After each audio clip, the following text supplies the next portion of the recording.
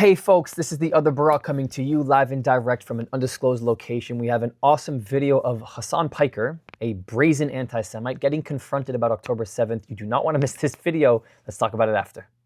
Want to take photos as well? All right, let's do it. Sorry for questioning you, but I'm sure. What? No, I'm used to it. I guess the thing I was talking a little bit about was, I know you're not a fan of. I'm not a fan of him either, but Richie Torres sent a big letter. But oh god. But in particular, there were some comments in there about sort of dismissing. A lot of people did feel very upset at the time. I remember seeing it about dismissing what happened on October 7th as rape fantasies, rape hallucinations.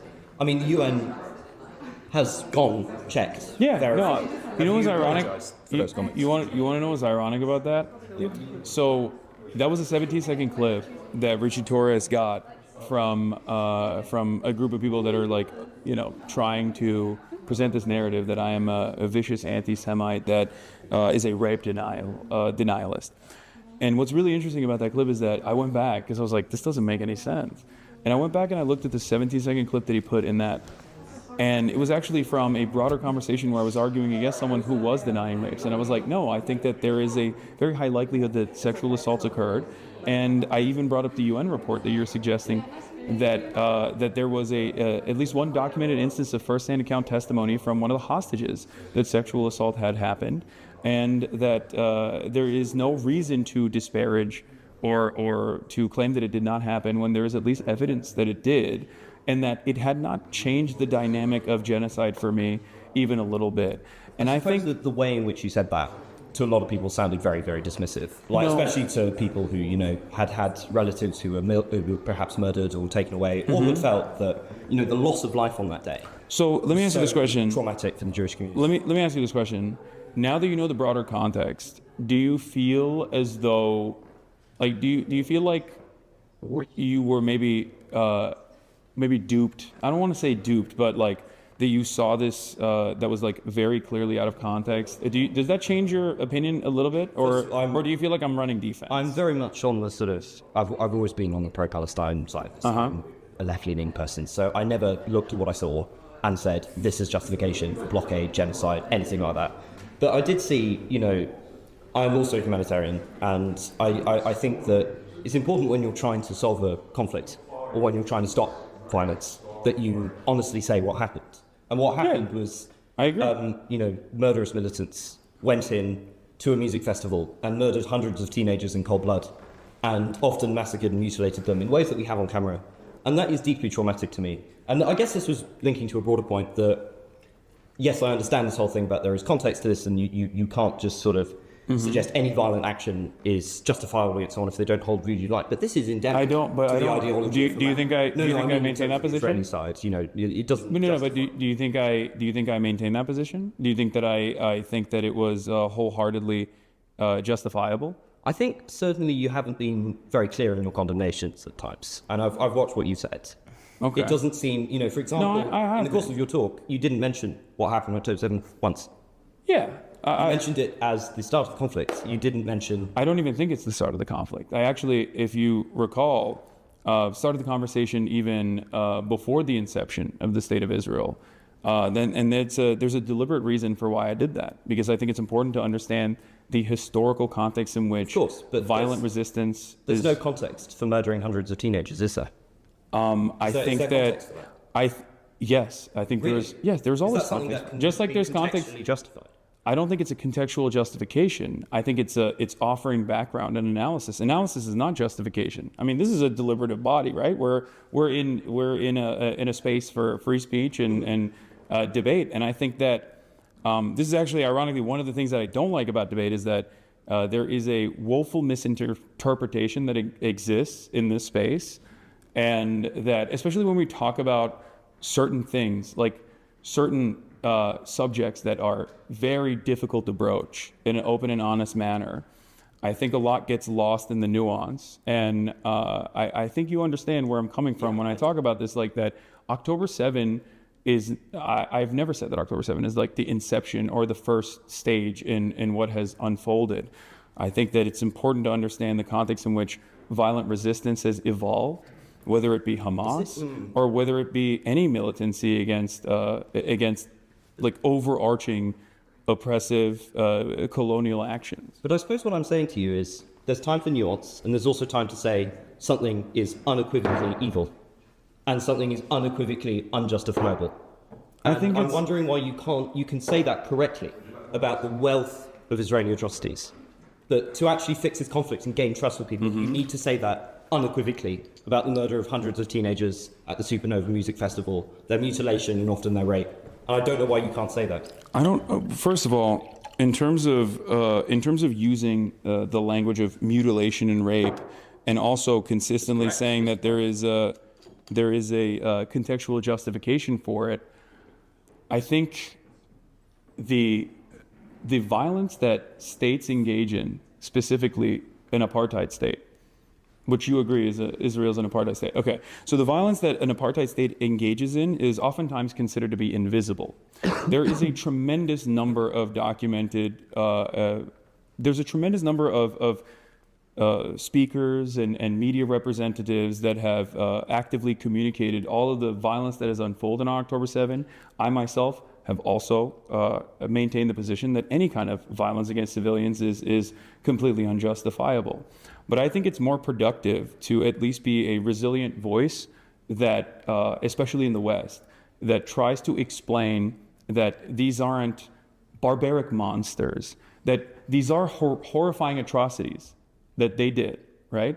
But that it is not coming out of a place of this antiquated anti-Semitic tendencies, or that they wanted to go out and like do mass rapes or any number. And this is the problem with the conflict. Different ways in which people have, I think, in a very unhelpful way, tried to claim that there is no emancipatory ambition here, and that there is no valid interest in wanting to be rid of Israeli sovereignty. Do you think that by invading the Gaza Strip, that they were not motivated by anti-Semitism, given the fact that they were murdering civilians indiscriminately? Invading the Gaza Strip? By invading from the Gaza Strip into Israel. Yeah. Do you think that they were not motivated by anti-Semitism, given that they were murdering citizens No. That is remarkable. No, the entire logic of Hamas. Yeah, no, I don't. On anti-Semitism. No. And if you don't recognise that, then you're never going to build any trust with the Jewish community. If you have people who are out there and suggesting that your people don't have a right to exist, the slogan of the Houthis who you so admire is death to the Jews. I know, and I've been very critical of that as well. Well, I don't know if critical enough not to platform somebody and call him a sexy pirate. That person wasn't I don't know if you're aware of this or not, but that was a 19-year-old Yemeni teenager that was actually not associated with the Ansar Allah movement at all. There is enormous debate about that, and it is highly unlikely he'd be fighting with them if he had no connections to them. And you were not mentioning that in the context of the story. He was not fighting with them. There is a lot that gets lost in the translation, and certainly I think a lot of commentary has existed in this space of a conversation that I had 10 months ago, or at this 11 months ago, before the Ansar Allah administration was even designated as an official state-sponsored terrorist organization. Joe Biden had actually taken them out of that classification that Donald Trump had put them in because of the fact that they were moving on, that the Saudi-Iranian normalization had taken place. And that person, the 19-year-old Yemeni teenager, I originally thought was a Houthi. And I'm very open about that. And you were perfectly happy to give him a hang. Oh, absolutely. I think that there is. It would have been a very different conversation. But having said that, if you think that I would have, there were points in that conversation where I asked them directly, "What do you think about Jewish people? What would you say if I were to tell you that there are a lot of Jewish people who are leading anti-Zionist protests in America?" And his answer was very clear. And this is a person that has an IDF soldier, and they said, "Oh, I don't hate Palestinians." You would critically engage and examine that, but you do not critically engage and examine with this individual. And instead, you because an IDF soldier in many circumstances is living in similar conditions to someone like myself. So I treat someone in the Western world with Nazi ambitions very differently. No, I think this is interesting because it's that you don't have a moral universalism. What I've heard from you is this very eloquent, and I agree with it, moral condemnation of the atrocities. But when we talk about the murder of gay people en masse in Yemen, when we talk about, for example, Tibet's oppression under China, or when we talk about what Hamas has done to gay people within that, or what they do to Jewish hostages, you enter this contextual blather. And it strikes me that these... Because you want to know why? You want to know why? because Israel has killed significantly larger numbers of gay Palestinians than Hamas has. And that is precisely why I think it's a universally unproductive conversation to consistently talk about the many different moral failings, especially when I look at this with my own personal background, with the understanding that reactionary movements grow when there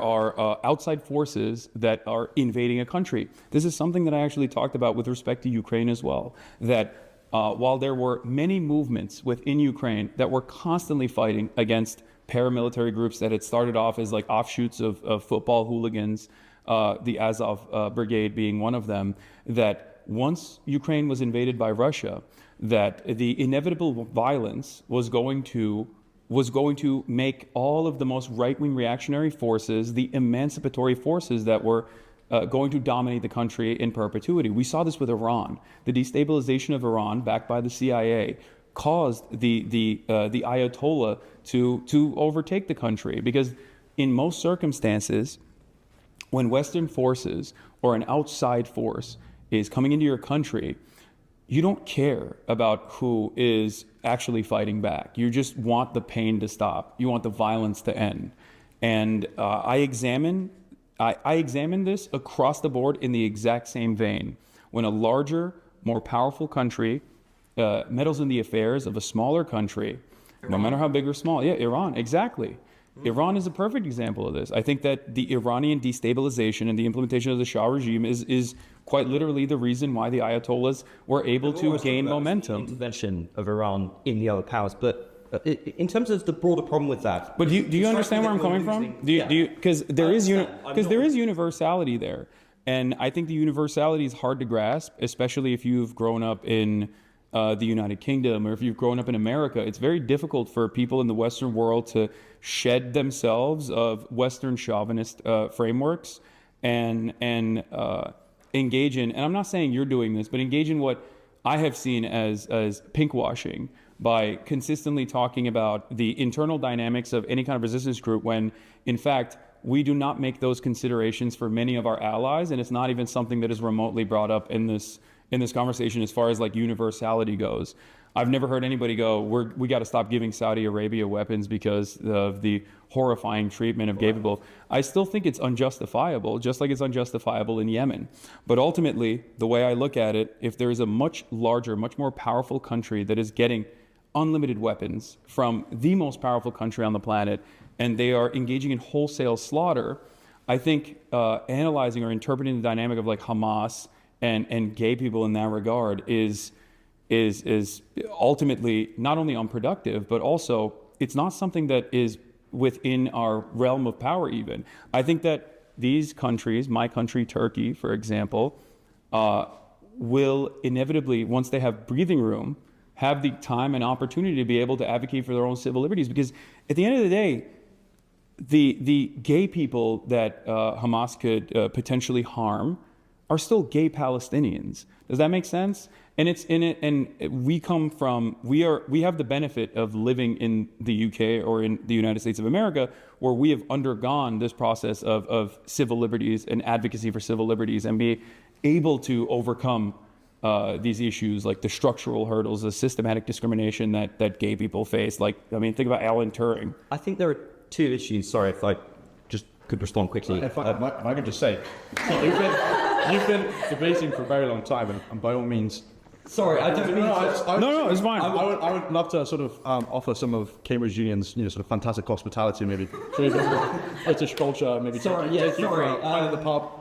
Sure. Can we film it? Can we still stream it? We can film. We'll go to a pub, have a pint. We've been debating for a very long time. I love debating as well, but I hate debating. Sorry. All right, well, I'm gonna end the video there.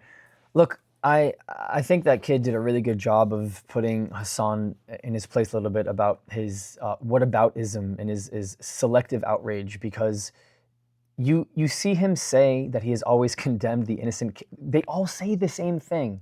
I don't agree with the innocent killing of civilians, just killing people because they're people. Yet the same people who make that claim will not, have not, and will never say that they condemn the 7th of October because they think that there is some sort of other historical background needed to understand why those are being committed, yet they don't justify them because he just said in his own words that killing innocent people is never justifiable. So then you have to be able to say that you also don't agree with and you condemn what Hamas did on the 7th of October. He won't, Abi Martin won't, Mohammed Hijab won't, none of them will. Yet when you ask an Israeli what is going on, what do you agree with, what do you not agree with, what do you condemn, you'll have them say things on both sides. Look at people who are willing to condemn both sides. Look at people who are willing to say that they agree with this and they don't agree with. That should tell you enough about the moral compass of that individual, which would give you enough sample size of people to actually gather from and say, hold on a second. This side of the conflict is clearly one-sided bias. This side of the conflict definitely has a bias, but they see things through a humanitarian lens. I've been trying to say that for over a year and a half. I'm not going to stop, but boy, oh boy, I'm losing my patience. It is so obvious.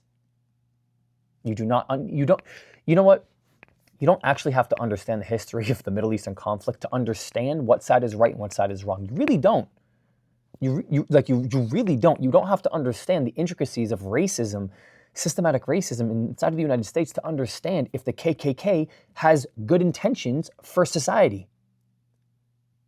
You don't have to understand if David Duke is or is not a good person. Just look at what they say and what they do and what they wish for. They're literally they're feeding you the answers that so many people are still seeking. That silent majority, I am coming. Thank you so much for all your support. I'll see you next time. If you want to continue the conversation, you can support my work for free. Discord does not cost a thing. It is the best way to connect with me and others who are seeking the truth. The link is in the description. But if you want to take it one step further, my Patreon gives you access to the Israel you don't see, uncovering the untold stories of what mainstream media does not show you. The link is in the description and it helps me to continue this work. Or if you're just looking to help this thing go, PayPal and Buy Me a Coffee is a really easy way to support me. This channel, this work does not happen without all of you. Thank you. I love you. I'll see you next time.